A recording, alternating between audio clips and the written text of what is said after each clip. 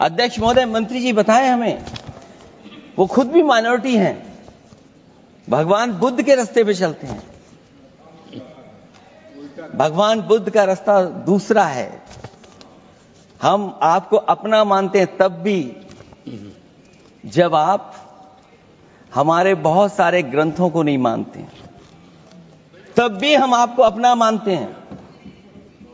आप हमारे पुराणों को नहीं मानते हैं, आप हमारे उपनिषदों को नहीं मानते हैं, लेकिन सोचिए हम हिंदू वो लोग हैं जो आपको स्वीकार करते हैं और गले लगा करके चलते हैं।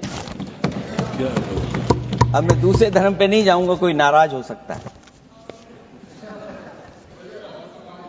मैं दूसरे धर्म के बारे में नहीं जा सकता, मैं केवल यही बताता हूं। और मैं उत्तर प्रदेश में अध्यक्ष जी जहां से आता हूं, मैं अपमान नहीं कर रहा हूं, मैं सच बोल रहा हूं। और ये बिहार के चुनाव में जो आप कह रहे हैं कि महिलाओं को 2 मेंबर बना दिया, इस बार मैं भी देखूंगा आगे भारतीय जनता पार्टी कितनी महिला लोगों को टिकट देंगे वहां पर।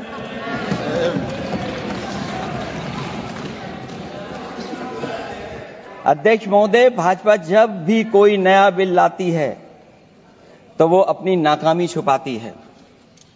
भाजपा वाले मुसलमान भाइयों की वक्फ की जमीन चिन्हित करने की बात कर रहे हैं, जिससे महाकुंभ में जो हिंदू मारे गए हैं या खो गए हैं उनको चिन्हित करने की बात पर पर्दा पड़ जाए।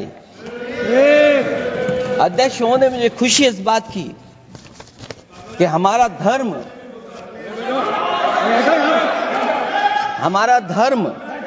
अध्यक्ष महोदय, नहीं कुछ कहना चाहते हैं, नहीं प्लीज, उनको अलाउ नहीं किया। अध्यक्ष महोदय, कुंभ में आस्था सबकी है, कोई ऐसा नहीं जिसकी आस्था ना हो। और कुंभ कोई पहली बार नहीं हो रहा था। ये भारतीय जनता पार्टी के लोगों ने ऐसा प्रचार किया कि 144 वर्षों के बाद पहली बार महाकुंभ होने जा रहा है, और लोग निकल पड़े। सरकार ने कहा कि हमारी तैयारी 100 करोड़ की है। आप कहते टेक्नोलॉजी का हम इस्तेमाल करेंगे, जमीनों को हम मैपिंग कर करके डेटा एंड रिकॉर्ड ठीक करेंगे। अध्यक्ष महोदय, ये बताएं कि वो 30 लोग कौन थे, उनके नाम क्या थे जिनकी जान चली गई, न केवल जान जाने वालों की, बल्कि अध्यक्ष महोदय ये सरकार बताए कि जो लगभग 1000 हिंदू खो गए हैं, जो अभी तक नहीं मिले, जो अभी तक नहीं खोज पाए हैं, वो 1000 हिंदू की सूची कहां है। और एक और मैं बात कहना चाहता हूं सर, अभी विश्व का सबसे बड़ा आयोजन कुंभ मेला हुआ, इसके लिए उत्तर प्रदेश की सरकार की तो प्रशंसा की जा सकती है, इसमें कोई दो राय नहीं है, परंतु यह भी सत्य है सर, इतना बड़ा आयोजन हुआ और किसी प्रकार की कोई अप्रिय घटना, एक दुर्घटनावश होने वाली उस भगदड़ के अलावा क्या कोई गोली चली, कोई पटाखा फूटा, कोई सुरक्षा को लेकर अटैक हुआ? यदि यह नहीं हुआ तो मैं मानता हूं इसके लिए सुरक्षा एजेंसियों की सतर्कता और उसके लिए गृह मंत्रालय की जो सजगता थी वो भी बधाई का पात्र है। और वैसे मैं एक शब्द और कहना चाहूंगा सर, जो कुछ कुंभ मेले में दिखाई पड़ा था उसको कम से कम मैं निगेटिव बात न कह के एक पॉजिटिव बात कहना चाहूंगा। अनेक विदेश से लोग आए, 66 करोड़ लोग आए, लाखों लोग विदेश से आए, 73 देशों के राजनयिक आए, 100 से अधिक लोग आए, और वो आकर यहां देखकर क्या चौंक जाते थे सभापति महोदय। कोई कहता था दुनिया में सब कुछ पैसे के लिए होता है, मार्क्स, तो कोई कहता था सब फिजिकल प्लेजर के लिए होता है, फ्रायड, तो कोई कहता था नेम एंड फेम के लिए होता है। परंतु जब हमारे यहां नागा सन्यासियों को देखते थे तो पश्चिम के लोग आके जानते कि वो चौंक जाते थे। उसे एक पंक्ति में कहूं कि वो सुख खोजे भौतिकता में, मदिरा में मांस की बोटी में, ये भस्म रमाए अपने तन पर खुश हैं सिर्फ लंगोटी में।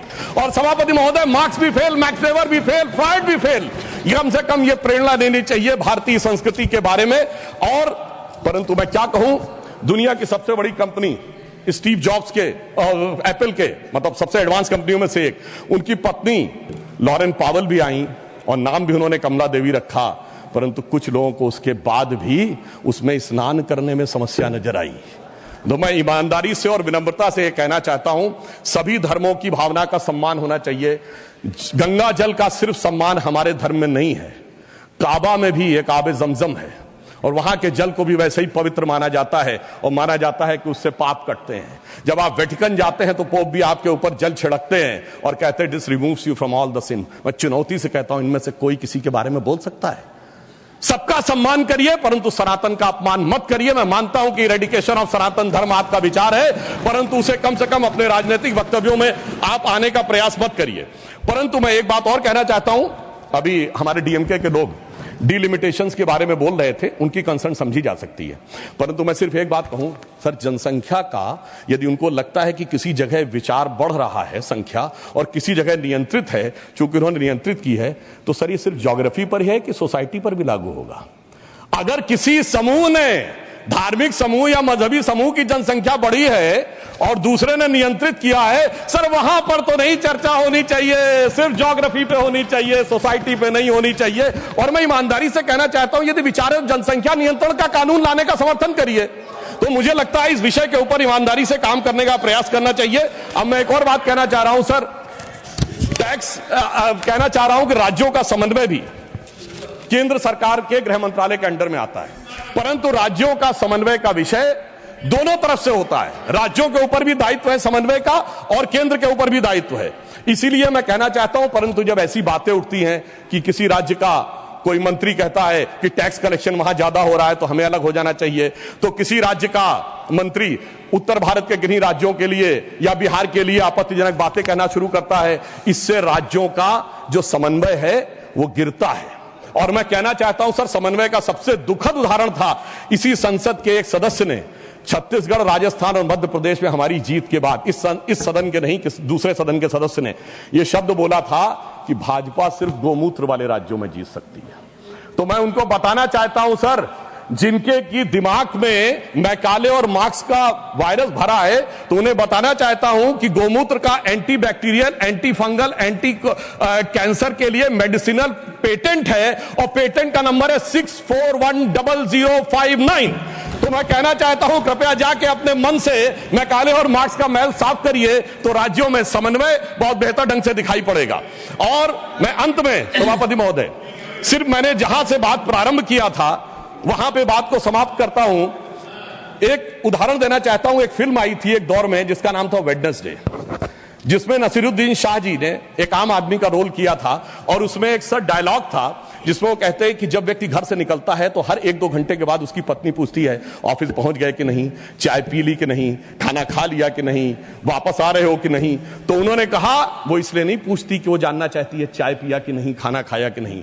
वो दौर था जिसमें वो कह रहा है कि वो इसलिए पूछ रही कि वो जानना चाहती तुम जिंदा हो कि नहीं, क्योंकि वो दौर था इनकी सरकार का जिस जमाने में घर से आदमी निकलता था, उसने कहा लगता है जंग पे निकल रहा है, तो ऐसा प्रतीत होता था कि मानो वो कह रहा हो कि उजाले अपनी यादों के हमारे संग रहने दो, न जाने किस गली में जिंदगी की शाम हो जाए। मगर उस शाम के बाद जो सुबह हुई है हमारी सरकार आने के बाद और जो गृह मंत्रालय ने किया है वो पूरे देश को दिखाई पड़ता है।